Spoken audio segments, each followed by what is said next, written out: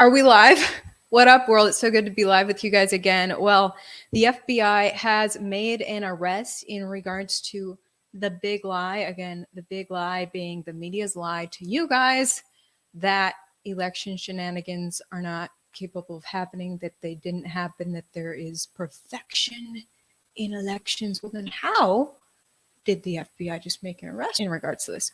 We're going to look into this arrest.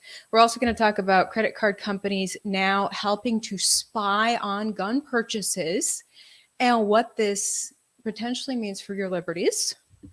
Also, the CDC admitted in a letter to a U.S. senator that they gave false information to the media. Surprise, surprise.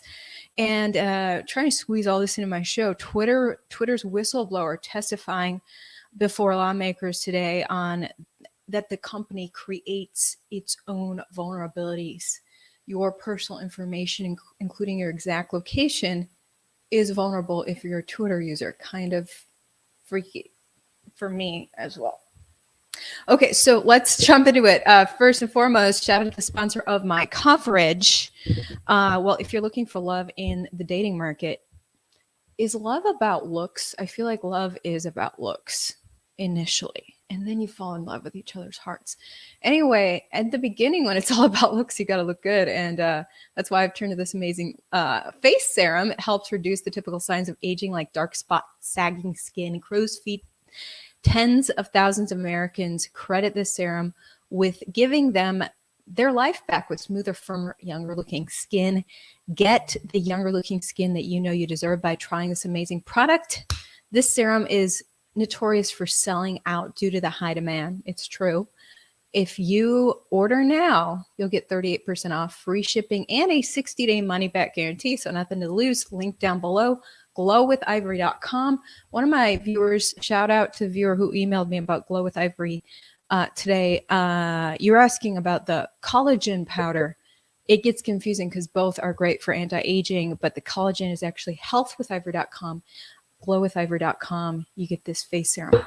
Okay, let's get into it. We have news out of New York on election shenanigans, you guys. I have CBS 6 News locally in Albany, one of the Albany suburbs. The Rensselaer County Board of Elections Commissioner has been arrested by the FBI. Says here, the Rensselaer County Board of Elections Commissioner Jason Schofield has been arrested by the FBI. Schofield faced a judge on Tuesday, indicted on charges, accused of 12 counts of shenanigans with the election. The words I can't say on YouTube because YouTube and the elites believe that these shenanigans are not capable of happening. It says here, the indictment accuses him of unlawfully possessing, using the names and birth dates of people to apply for those mail-in envelopes. And then he submitted those envelopes for them to the New York State Board of Elections. So that was back in 2021. So get this. I think this is why the FBI went after this guy. He's a Republican. There you go. It says here, he's also accused of taking possession of mail-in envelopes issued to people trying to pick their guy and having them sign the paper, but not actually cast their selection in the election. I'm trying to not say all the words that trigger YouTube's bots, but so he would get the person, the envelope shows up at the person's house. They're not that interested in selecting anyone. So he knocks on their door instead, says, can you just sign it and I'll cast it for you? And then he can pick whoever he wants for them. Okay, this is what a lot of people have been concerned about, while the media harps on, oh, that's not true, it never happens. Well, here you go. Someone was just caught doing that in New York, and I bet you the FBI only went after him because he's a Republican, because, see, a new narrative is forming this year that I warned you guys about a few months ago in regards, again, to now it's the Republicans and Trump voters who are finagling these elections. We're reverting back to the 2016 narrative, you guys. Remember, the media narrative 2020 is that it was a perfect election. Well, now that's shifting. In fact, just this past week, a man in Wisconsin was taken to court for similar reasons. This man was a hardcore conservative activist he has been just incessantly working to expose vulnerabilities in regards to the big lie. And to show how vulnerable the system is, he went and requested the envelopes for someone and had those envelopes show up to him instead so he could cast it for that person, just to demonstrate. And he was like, guys, this is me demonstrating. Well, guess what? The government goes after him and says, oh, you're a fraudster. He's like, dude, I'm against these shenanigans. And anyway, now he's being taken to court. He was just testifying in court. This case is pretty insane. I just came across it today. The local news there just outside of Milwaukee. It says Racine shenanigan case, tense court appearance, gag order issued to Harry Waite. Harry Waite is the man I'm referring to who was trying to expose the vulnerabilities and say, this is how easy it is to mess with the sacred right to select your person to represent you in office. And he is now being sent through the ringer for doing this demonstration. And the judge is really sketchy. So yeah, like I said, I guess he successfully ordered 2 mail-in envelopes for separate people. Assembly Speaker Robin Voss, he literally selected or got the envelope to come to him instead, as well as the Racine mayor. He got that person's envelope to come to his house instead, is what the news is reporting here. And now he's being charged with shenanigans because he did this demonstration of how easy it is to finagle the system. It says here, after court, he was in court September 8th. After court concluded, Mr. Waite, who is the accused, he spoke openly to the press. So the judge in his hearing said, do not speak to the press, which is sketchy. That's like against the First Amendment. Since when can you not have the freedom to speak to the press? The judge is issuing him a gag order. He went ahead and spoke to the press anyways. The judge flipped out on him, gave him a gag order. Waite attempted to fight the order and was almost thrown in jail for trying to talk to the media again. This is insane. Waite has argued that he committed the shenanigans, it says, to expose vulnerabilities in the online system used to request those envelopes, which state election officials deny there are any vulnerabilities. Waite is scheduled back in court September 19th.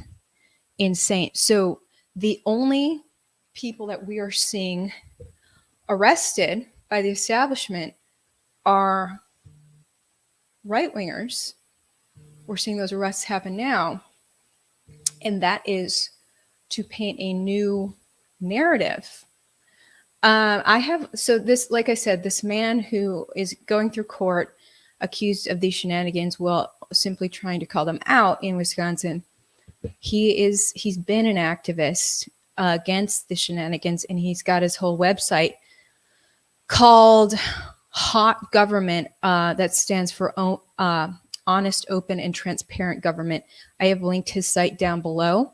Checked out his site. I like it because it has a section called What Can You Do to Take Back Wisconsin? A lot of people listening to the coverage and all these shenanigans say, gosh, this seems so hopeless. What can we do?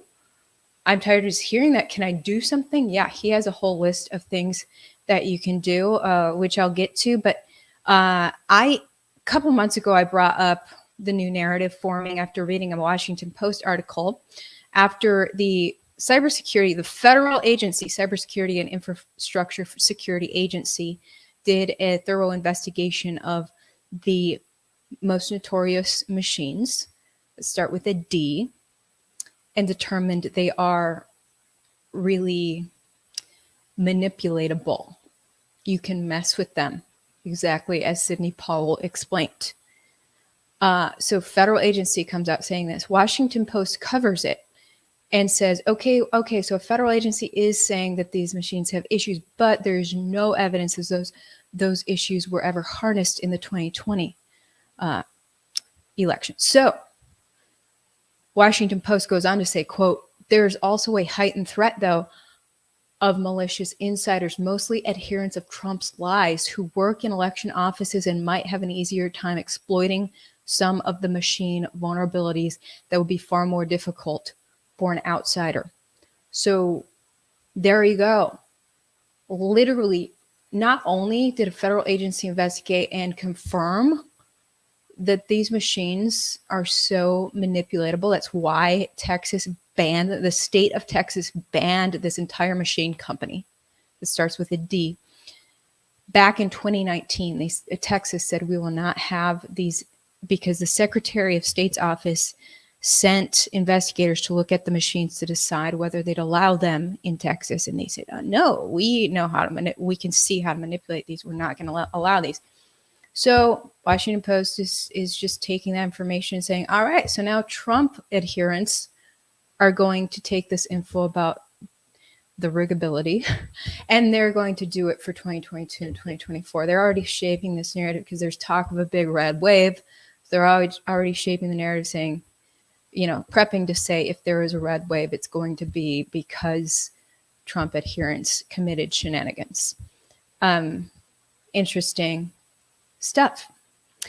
So it is also interesting that when the federal agency, the U.S. Cybersecurity Infrastructure Security Agency, CISA, they initially, AP covered this, Associated Press covered this, I've linked it down below.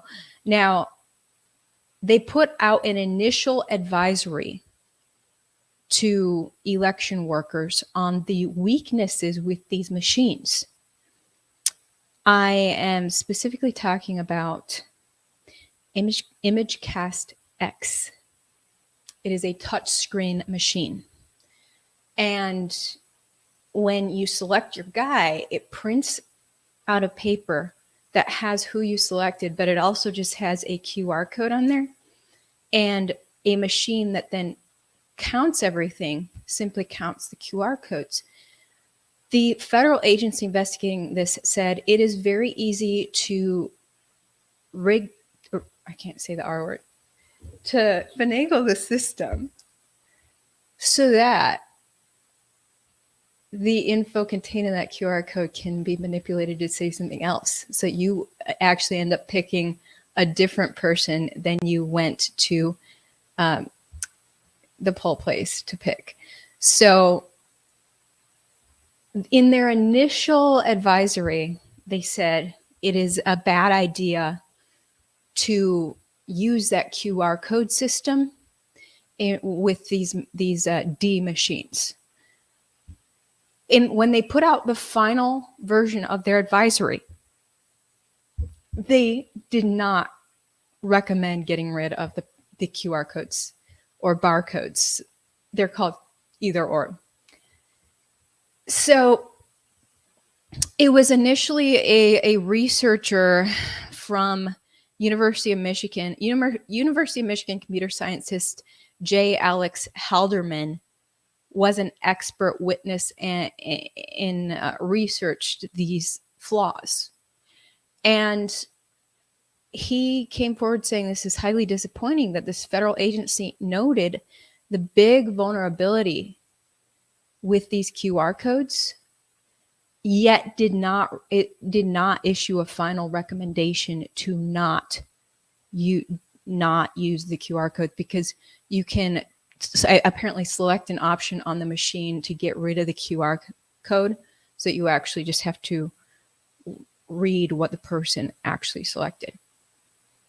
And So it's kind of disheartening when you see, okay, federal agency did this big investigation, identified the problem, and did not recommend nationwide that election workers stop using the QR code system on these machines. And they're talking about 16 different states that use the machine company. But when you go to the D machine company, yeah, I lovingly call it Domino because I'm not allowed to talk about the actual machine company on YouTube or they'll delete it.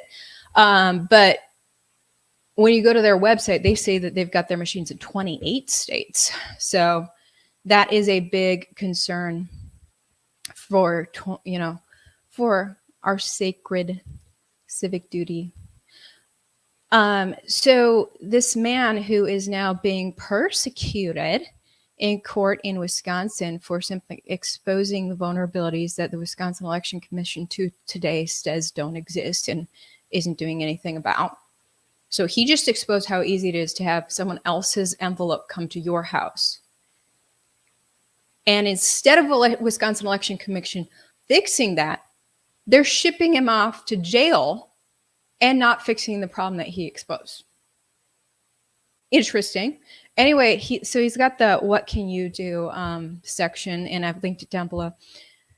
He says, get registered, because I know we talk about there's all these freaking flaws in the big lie. The media's big lie that there are no flaws. We know that our system is riddled with flaws, and it's disheartening. It's like, why do I even bother going to select my person? And you've still got to get out there. So he says, what can you do? Number one, get registered.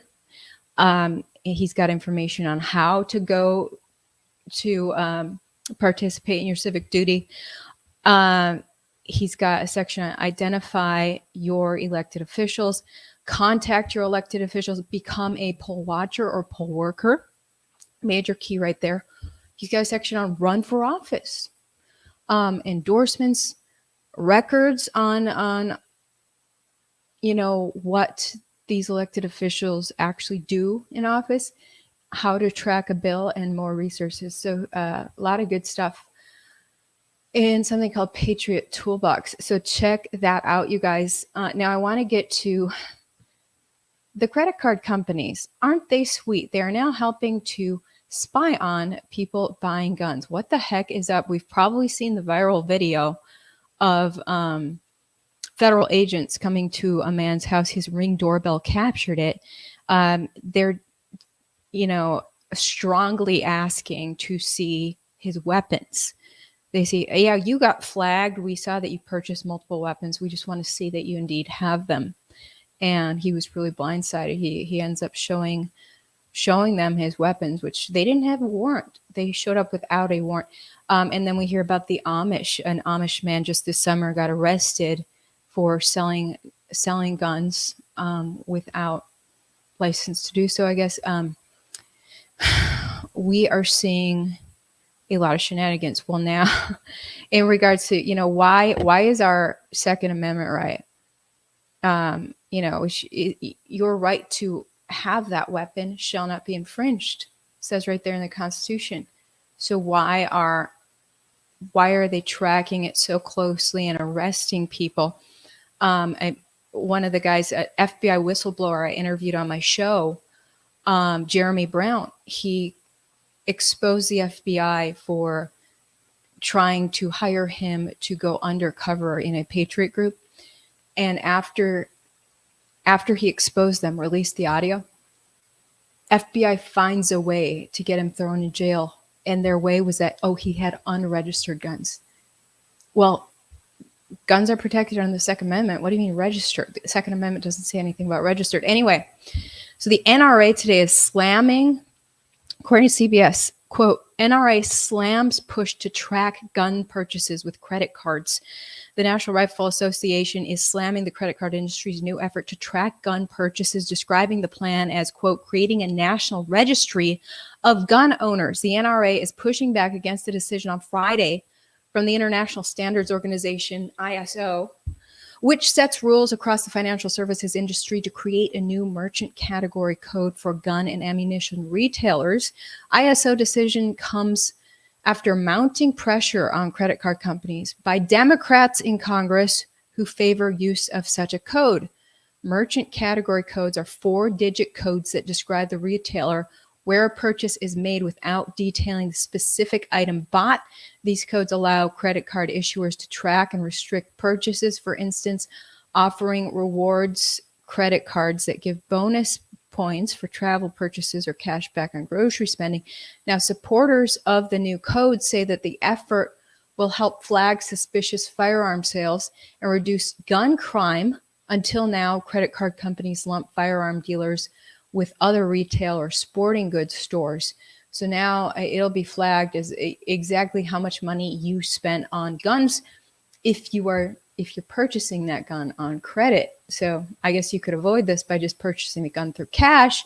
But for example, they note that the Colorado movie theater shooter in 2012, he spent $9,000 on guns, ammo, tactical gear in the 2 months leading up to the attack. So if the credit card company had tracked that, they could have alerted the feds, and the feds can be like, okay, this guy just stocked up big time on weapons. What's he about to do? The feds could have started spying on him.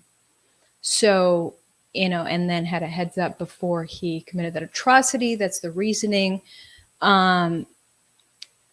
So this is concerning to a lot of people, including Holocaust survivors, because this is reminiscent of Nazi Germany, Hitler, actually. And I'm going to play the soundbite from Kitty Werman, who breaks it down so well. She was an Austrian Holocaust survivor.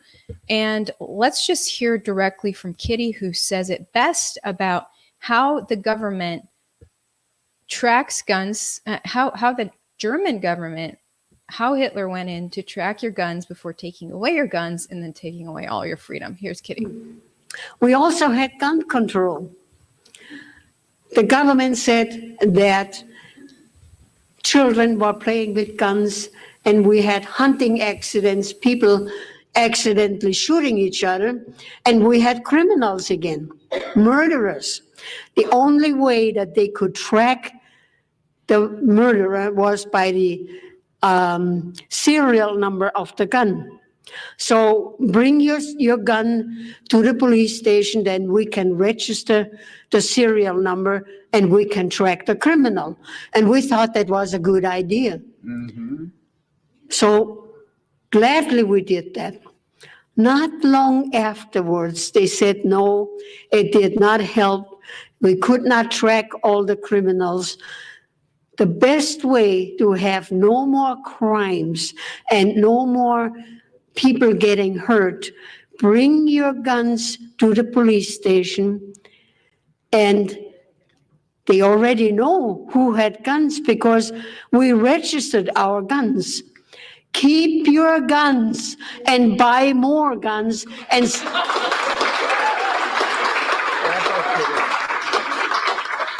stack up on your ammo.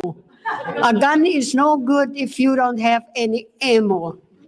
Dictatorship did not happen overnight. It took 5 years, from 1938 until 1943, we had a full-blown dictatorship. Had we kept our guns, we would have fought a bloody battle to the last man and women to keep our freedom.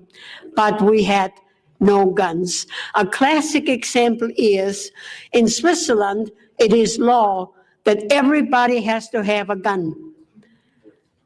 And Hitler took every country in Europe except Switzerland. And Switzerland did not have a war for more than 600 years. Hitler never tackled Switzerland. So keep your guns. Keep your guns. Boom. Kitty said it so well. And so sadly, Kitty just passed away. I read she was 96 years old. She died in July of this year. I'm so glad that she spoke very thoroughly about her experience back in the Holocaust, and I have linked that entire speech down below. Thanks for the comment section. I did not see this coming. Hit the like. That's right, Michael. Thank you. My algorithm, YouTube is messing with it. Today, I saw the view count on my video go down, actually. One of my videos had 3.1 thousand views, and then you refresh the page and it went down to just 3,000 views. So I'm like, what is YouTube? Why is YouTube messing with stuff? So hit like, share, comment, subscribe. It helps the algorithm as I continue to tackle these topics that not a lot of people are shedding light on. The one thing is my buddies at the Epic Times are calling out the CDC.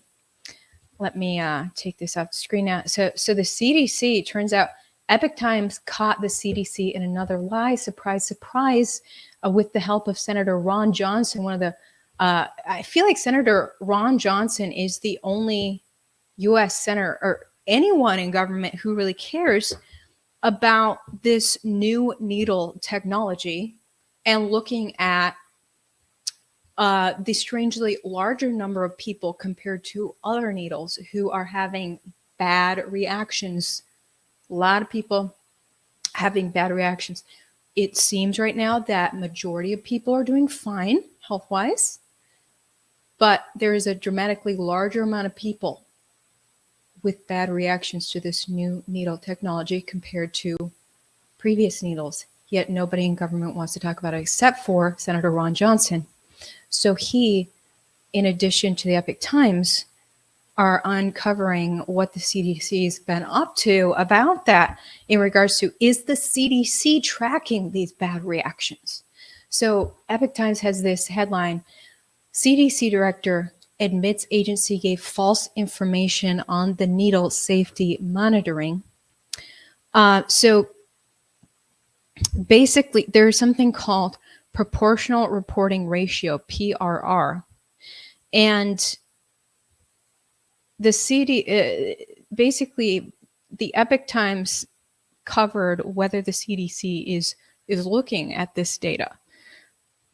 Let's read some of it. So Walensky's agency had promised in several documents starting as early as 2021 to perform a type of analysis called proportional reporting ratio on reports submitted to their database that tracks the bad reactions. But the agency said in June that it did not perform PRRs. It also said that performing them was outside of the agency's purview. That is after the CDC previously said that they started looking at PRRs, looking at the percentage of people with these bad reactions back in February of 2021. Rochelle Walensky is now saying, no, we actually didn't start looking at that. Apparently they didn't start looking at that till 2022. So they previously lied to the media about looking at these bad reactions. And as we can all tell, nobody seems to be looking at these bad reactions except for independent journalists who are then, smeared for doing so. So Senator Ron Johnson wrote a letter to Rochelle Walensky in regards to this. He said, quote, the letter lacked any justification, or she responded to him, and he is saying that Rochelle Walensky's letter lacked any justification for why the CDC performed PRRs during certain periods and not others. Johnson is a top senator for Homeland Security and Government Affairs Subcommittee on Investigations. He added, quote, you also provided no explanation as to why Dr. Su's assertions completely contradicted the CDC's initial response, as well as your September 6th response to me. So the CDC has been going back and forth all over the place about basically various people from the agency are sending mixed messages about what they're really doing in regards to this. And CDC has had big errors in the past. It looks like, it's unclear what the agency is actually doing in regards to tracking and alerting the public as to what are your chances as you go in for that fourth needle, fifth needle. What are your chances of becoming one of these people with bad reactions? There's a lot of silence on that, as exposed in my last in my YouTube last week, these emails between the CDC and Facebook and Twitter shows that CDC was actually telling Twitter to delete anyone's tweets. Anyone who tweets that these needles are not FDA approved, delete that tweet. Even though it's true, it was true at the time that they were sending out memos to delete and censor people who are letting others know that they're not FDA approved. Delete those tweets. So that is not informed consent. This is all very concerning. And I'm glad that at least we have one Senator, Ron Johnson from Wisconsin, who is keeping an eye on this. And he's been persecuted a lot for keeping an eye on that. And I guess he's actually concerned about re-election because he has been so persecuted, in addition to Wisconsin's whole election scenario being really screwed up there. So see how it goes for Ron Johnson, because people going in to select him might accidentally select someone else. In addition, Twitter whistleblower testified before Congress today while all the TVs were glued onto the deceased Queen of England. All the TV news was zoning into the deceased Queen of England, but my friends at One American News had their cameras on the Twitter whistleblower who was dropping some truth bombs. Now, let's just play a couple sound bites of what this whistleblower said. So his name is Peter Zatko. He said that Twitter creates security problems on its own. Here you go. I'm here today because Twitter leadership is misleading the public, lawmakers, regulators, and even its own board of directors. What I discovered when I joined Twitter was that this enormously influential company was over a decade behind industry security standards. The company's cybersecurity failures make it vulnerable to exploitation, causing real harm to real people. And when an influential media platform can be compromised by teenagers, thieves, and spies, and the company repeatedly creates security problems on their own, this is a big deal for all of us. And then this soundbite, which was the most concerning to me, that there are actually 4,000 Twitter employees who have access to very personal information about Twitter users, including our exact locations. Got it. And that means that these 4,000-ish employees would have had access to live user data all over Twitter. They could access individual users' personal information, including their live data. Have I got that right? Yes, sir. If they, so they would have access to the production environment. If they spent the time to meander around and look around, they would find that they could access these large troves of data. Including geolocation data? Did you testify to that earlier today? I know that Twitter has IP locations and that they do use geolocation services based upon IP addresses. Wow, 4,000 employees with access to that data. That's extraordinary. So those employees would be in a position then, if they wanted to get this information and dox Twitter users. Is that fair to say? That is a concern of mine, sir, yes. Wow. That's a significant concern. 4,000 people with the ability to dox individual users who pick up the phone and use Twitter. Twitter whistleblower Peter Zatko testifying there today before Congress. CNN covering this, Twitter responds to whistleblower's testimony.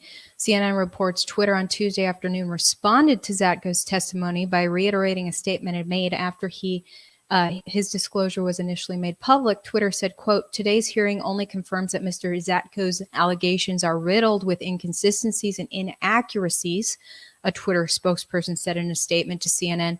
The spokesperson added that the company's hiring process is independent of foreign influence and that access to internal company data is managed through measures such as background checks, access controls, and monitoring systems. Yeah, foreign influence. You don't want foreign companies messing with the powerful database of information that Twitter holds.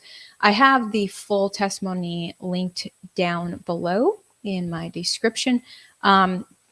other than that, we found out today that inflation continues to rise. Inflation was worse this month than expected, and that caused the stock market to absolutely crash. It's at its lowest point now since June of 2020. Nevertheless, Biden was in a cheerful mood, ironically celebrating the Inflation Reduction Act, which when you look at it will probably increase inflation because it's just more spending. So CNN even called this out a little bit. Here it is. Okay, you're listening there to President Biden at the White House. He's celebrating the passage of the Inflation Reduction Act. He says that he's been fighting Big Pharma for decades. But there is this unfortunate split screen right now with the Dow taking a total beating, down more than 1,200 points. And so it feels like it's hard to be celebratory for some people in the crowd. Yeah. But Biden's plan to continue spending is not slowing down. Spending create the government, more government spending, more printing of money creates more inflation. And he is excited to spend more money on good old climate change. I want to take the most aggressive action ever to confront the climate crisis and increase our energy security ever in the whole world. And that's not hyperbole, that's a fact. So what are your thoughts on this? That was Biden today. Share your thoughts with me down below. Click like, share, subscribe, hit the bell to get notified for my next video. And thanks for your support. And we will see you tomorrow. Have a great one.